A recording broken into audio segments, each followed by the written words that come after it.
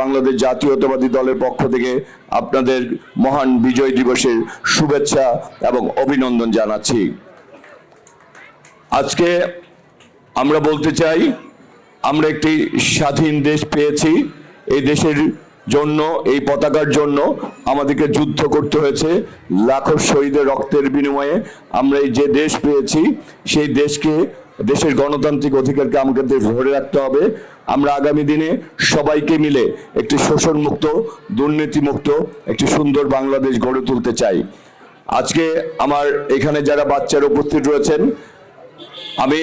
আমার এই যে তোমরা কি জানো আমাদের দেশের নাম কি? আমাদের দেশের নাম কি? আজকে কি দিবস?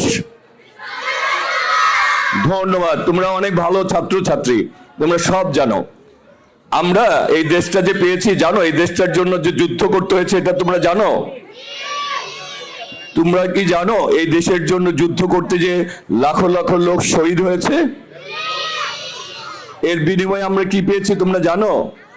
আমরা একটা পতাকা পেয়েছি, আমরা একটা মানচিত্র পেয়েছি, আমরা কথা বলার অধিকার পেয়েছি, আমরা বিশ্বে নিজেদেরকে বাংলাদেশ হিসাবে পরিচয় করার জন্য বাংলাদেশি পরিচয় পেয়েছি, আমরা এই দেশকে গড়ার অধিকার পেয়েছি।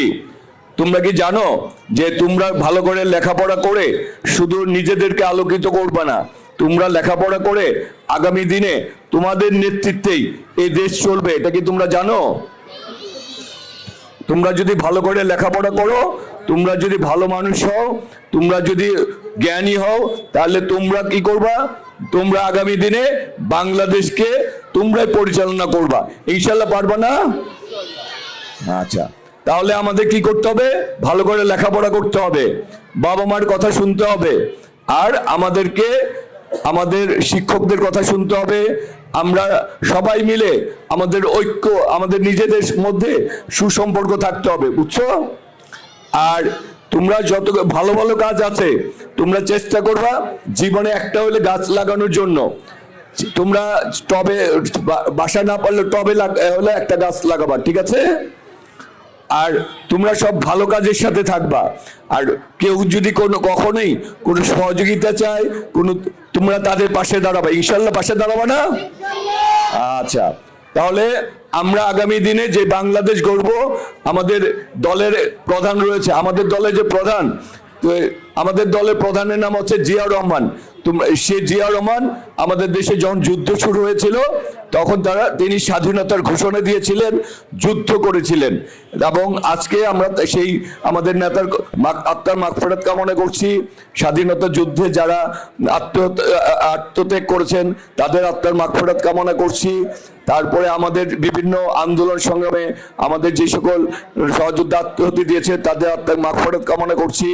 এবং আমাদের একটি ছাত্রছাত্রীরা মিলে একটা আন্দোলন করেছে, এই আন্দোলনের নাম হচ্ছে জুলাই আগস্ট আন্দোলন, তাদের আত্মার মাগফিরাত কামনা করছি। আর আগামী দিনে এটার বিনিময়ে আমরা একটা নতুন বাংলাদেশ গড়তে চাই। সেই বাংলাদেশে তোমরা তোমাদের অধিকার ফিরে পাবা, তোমরা একটা নতুন দেশ গড়বা।